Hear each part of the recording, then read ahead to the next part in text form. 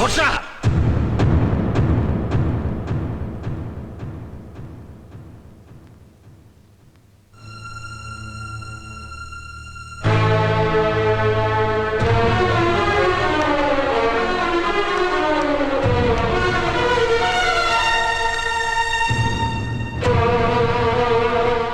এটা কি?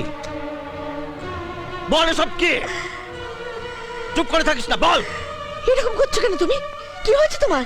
ইন্দ্রাণী আমার সারা জীবনের বিশ্বাস, সারা জীবনের ভালোবাসাকে তোমার মেয়ে মাটির সঙ্গে মিশিয়ে দিয়েছে। আমি স্বপ্নেও ভাবতে পারি না ও আমাকে এত ছোট করে দেবে। বাবা, চুপ! আরে একটা কথা বলবি না। সত্যি করে বল তো, আমার ভালোবাসা কোথায় এত খামতি ছিল যার জন্য তুই বুড়ো বাপটাকে এরকম শাস্তি দিচ্ছিলি?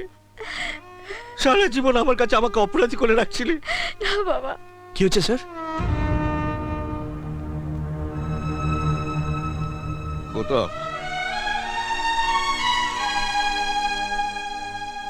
আমি চিরকাল আমার মেয়েকে সুখী দেখতে চেয়েছিলাম।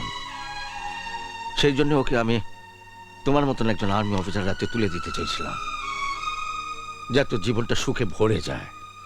কিন্তু একবারও ভাবিনি যে ওর সুখের পথে সবচেয়ে বড় বাধা হয়ে দাঁড়াবো আমি।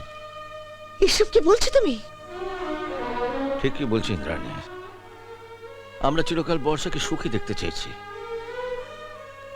কিন্তু ওর সুখের ঠিকানার খোঁজ কোনোদিন করিনি। আজ সেই ঠিকানা আমি পেয়েছি। বর্ষা আকাশকে ভালোবাসে।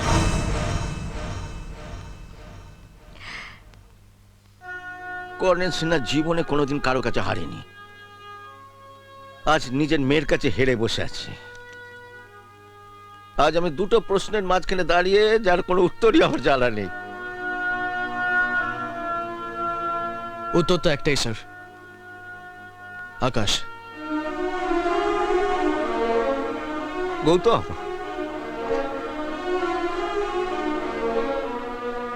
স্যার, বর্ষা আকাশকে ভালোবাসে আর আকাশ বর্ষাকে। আর আমার সঙ্গে যদি বর্ষার বিয়ে হয়, না বর্ষা সুখী হবে, না আপনি খুশি হতে পারবেন, না আমি। আর এটা হবে একটা ভালোবাসাহীন সম্পর্ক। আর একটা ভালোবাসাহীন সম্পর্ক সারা জীবন ধরে বয়ে নিয়ে যাওয়া যায় না স্যার। থ্যাঙ্কস। বর্ষা, একটা বিয়ে শুধু সম্পর্ক তৈরি নয়, দুটো মনের মিলন, যার একটা না থাকলে আরেকটার কোনো মানেই হয় না। না হয় আমরা দুজন বন্ধু হিসেবে রইলাম। আর হ্যাঁ, আমার পার্সে যেখানে তোমার ছবি থাকতো, আজ থেকে তোমাদের দুজনের ছবি থাকবে আমার বন্ধু হিসেবে। বলেছিলাম না, কোনো দিন যদি তোমার আমাকে দরকার পড়ে, আমি আমার জীবন দিয়ে দেবো।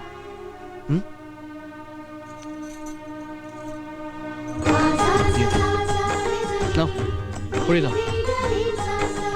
Come on.